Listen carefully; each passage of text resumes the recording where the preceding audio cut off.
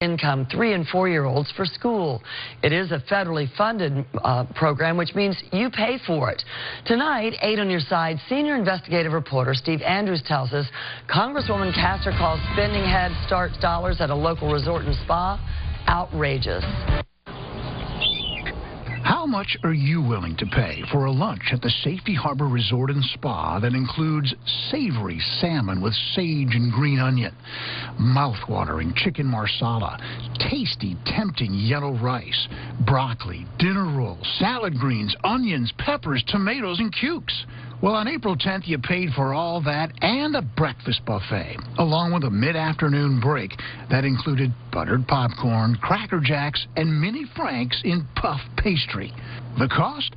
Well, if you throw in a 22% service charge, you paid $2,293 for the first of a 3-day training summit the Pinellas County Head Start program held at the upscale resort and spa. The costs are very reasonable.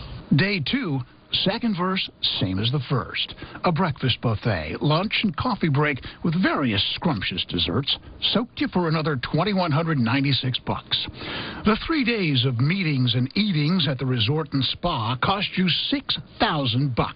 It's like a shot of energy in the arm. $6 grand. We go in our shorts. 6000. Executive Director Juanita Heinzen says one reason Head Start chooses not to hold its training summit in the spacious meeting room at its Largo office complex is because she doesn't want interruptions. We don't always do it here at this edifice because we find that people relax better. She contends the conference is a valuable tool for planning the upcoming school year. We relax and we open up with games.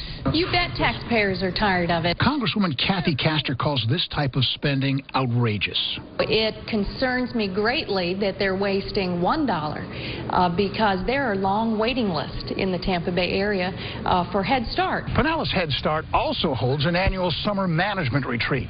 The retreat in Haines City last June cost you more than $11,000. I think it's alarming. Congressman Gus Bilirakis. The goals of the program are merited. But if the money is not going where it should be going, then we have to take another look at it. An Inspector General with the Department of Health and Human Services took a look and last year issued a report that whacked Pinellas County Head Start. The IG found improper use of Head Start funds, agency vehicles taken for personal use, the hiring of family members. It found 7 Head Start employees and a board member attended 2 training events in Las Vegas at a cost of $13,500. Heinzen argues training is one of the core pieces to what Head Start does. We're paying for lunches, we're paying for breakfast. How do you answer that? We are authorized that we can feed them, especially if we're going to restrict them from leaving the area. When you go to a place called a resort and spa, you're asking for trouble when you're spending taxpayer dollars. It should be off limits. In Pinellas County, Steve Andrews, News Channel 8. Castor is asking the Inspector General of the Department of Health and Human Services to reopen its investigation of Pinellas Head Start.